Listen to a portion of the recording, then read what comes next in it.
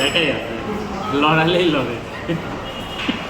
তোমাকে একটা লড়াইছি, তুমি লড়ে গেছো। তোমাকে লড়াইলে কি তুমি আসতে না হ্যাঁ? না, মজার বিষয় সেটা হচ্ছে আমার বন্ধু রওশন, ও আজকে হঠাৎ বললো যে বন্ধু চলো দুজন মিলে কোথাও খাই। আর সেই খাওয়ার উদ্দেশ্যে আজকে আসা, এবং আমরা আজকে যেখানে আসছি সেই জায়গাটা যদি আপনাদেরকে বলি, এবং এটা শুধু নাটোরবাসীর জন্য গর্বের জায়গা না, উত্তরবঙ্গ এমনকি সারা বাংলাদেশের মানুষ যারা উত্তরবঙ্গে বেড়াতে আসেন তারা এক নামে সবাই এই হোটেলটাকে চেনেন, সেটা হচ্ছে নাটোর ইসলামিয়া প্রচুর হোটেল। এবং এইটা নাটোরের সবচেয়ে পুরানো এবং ঐতিহ্যবাহী এবং এখন পর্যন্ত আধুনিক হোটেলের মধ্যে একটি হোটেল, যে সকালের নাস্তা থেকে শুরু করে দুপুরের খাবার, এখানে বিলের মাছ, মাংস, ডাল, ভাজি, সবজি থেকে এক্সেট্রা এক্সেট্রা। সন্ধ্যার পর থাকে রুটি, তন্দুর রুটি, পরোটা, ভাজি, স্পেশাল কিছু খিচুড়ি আছে।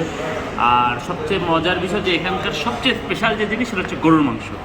এবং এইখানে এত পরিমাণ গরুর মাংস বিক্রি হয় যে নাটোরের প্রায় সব হোটেল মানে একসাথে করলেও তার অর্ধেক পরিমাণ মাংস হয়তো বিক্রি হবে না। আমরা নিয়েছি সাদা ভাত, এটা ভাত, এইটা হচ্ছে গরুর মাংস, যেটা এখানকার স্পেশাল। এখানে দুই রকম মাংস হয়, একটা হচ্ছে লাল ভুনা, একটা হচ্ছে কালো ভুনা। আপনি চাইলে যেটা খুশি নিতে পারেন। এই যে বন্ধুটাও দেখাই, বন্ধু আবার একটু হাড্ডি হুড্ডি পছন্দ করে বেশি।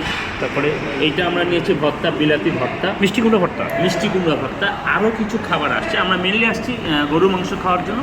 ঠিকানাটা বলে দিই, হরিশপুর যদি বাস স্ট্যান্ডে কেউ নামেন, ঢাকা থেকে আগত বা ওই দিক থেকে আসেন, ইসলামিয়া প্রচুর হোটেল বললে আপনাদেরকে সবাই নিয়ে আসবে। এই জায়গাটার নাম চক্রামপুর, রাইট?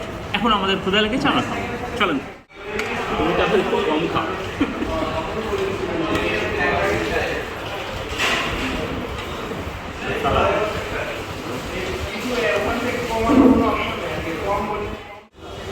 মাংসের ঝোল নিলাম, তারপরে একটু সালাদ নিয়ে মাংসের টুকরোটা দেখাই। সব হাতে দেওয়ার সাথে সাথে একদম নরম নিয়ে প্রথমে বিসমিল্লাহ। একটা বিশেষ সালাদ না, এটা হচ্ছে স্পেশাল একটু সালাদ, ওরা আমাদের জন্য ভালোবেসে তৈরি করে দিল। সবচেয়ে বড় কথা যে আসলে এত চমৎকার গরুর মাংস আপনি বাংলাদেশে হাতে গোনা কয়েকটি জায়গায় পাবেন। বিশ্বাস না হলে এসে খেয়ে দেখতে পারেন।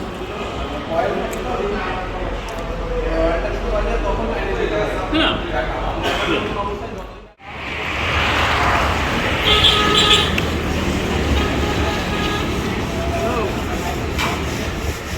খাওয়া শেষে যে তৃপ্তির একটা ঢেকুর ওঠে না, এই হোটেলে খাওয়ার পর আমাদের সেই অবস্থাই হয়। আমরা যতবার খেয়েছি ততবারই আমাদেরকে এই তৃপ্তির ঢেকুরটি তুলতে হয়েছে।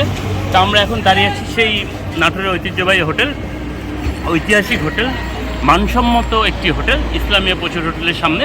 এবং খাওয়া শেষে এই যে খিলানি এবং তৃপ্তির ঢেকুর তুলতে তুলতে দুই বন্ধু এখন বাসা যাবো।